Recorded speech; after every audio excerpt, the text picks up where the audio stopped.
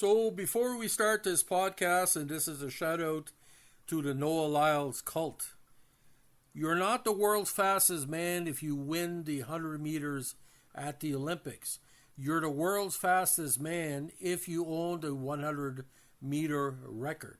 Usain Bolt's record is 0.2 of a second faster than Noah Lyles, and he never won the Olympic title. It was a tie.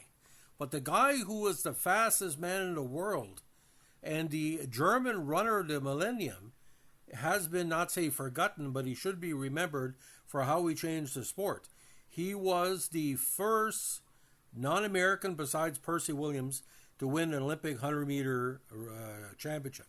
And his name, again, the German sprinter of the millennium, the 20th century, fast as the day is long, movie star, good looks, and let me tell you something, he was a blast on the track.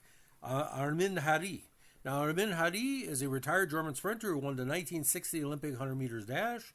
He was the first non-American to win the event, since again the great Percy Williams of Canada took the gold in 28, and the first non-American since Harold Abrahams of Great Britain in 1924. The first man to run 100 meters in 10 seconds, and the last white man to establish a world record in 100-meter dash.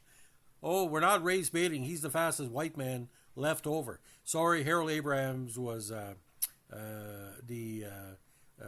from Great Britain, won in 24.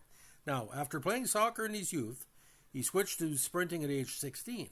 Only a few years later, in 58, he won his first international title when he came first in 100 meters and a 4x100 at the European Championship.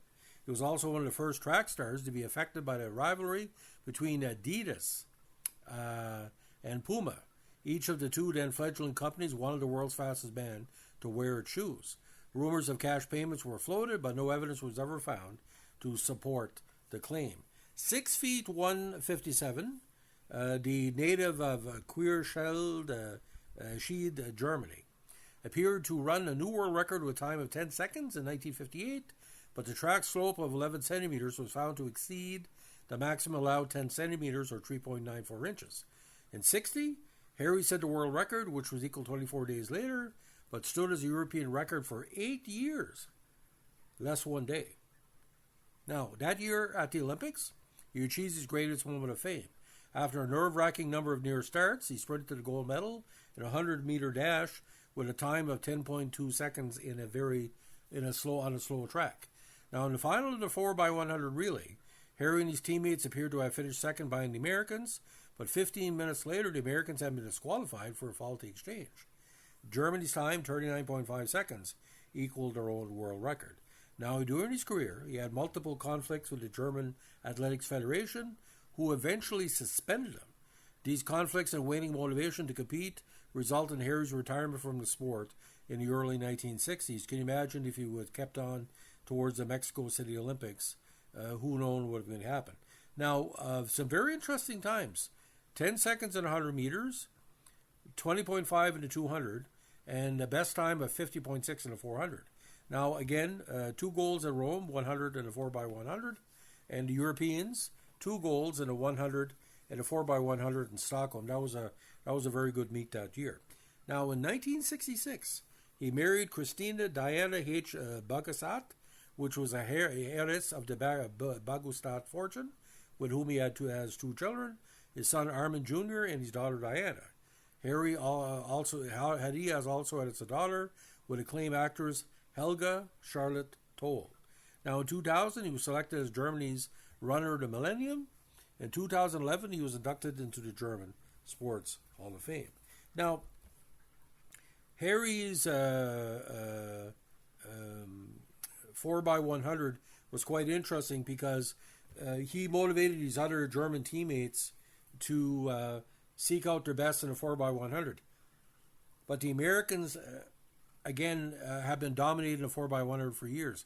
But Hary had a very interesting build, a very interesting way off the blocks. And if you look at the 1960, there was only 6 competitors in that final.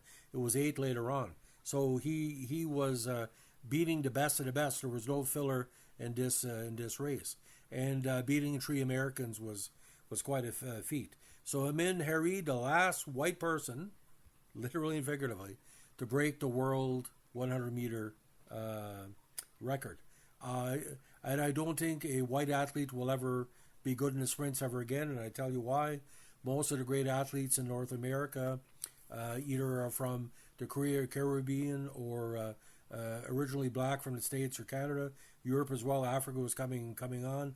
I don't think there will be a white world champion record breaker at the 100 ever again, because it's been dominated by the black athletes for a number of years. It's not going to change. So, ladies and gentlemen, Armin Hary, one of the best German runners of all time, drug-free, of course. The biggest problem he had with the sneaker promotion, and that's a story for another time. We might do a future podcast on the sneaker wars for the sprinters. It all started with him. Thanks for listening, ladies and gentlemen, and don't forget, if you have on the Bell Dish, all the CBC track and field is available free for streaming until December. So if you missed any events, check it out, especially the 100, 200, and the relays. Thanks for listening, and have a great day. Give us a like, comment, subscribe, or share if you feel like it. If you don't, well, thanks anyway for listening.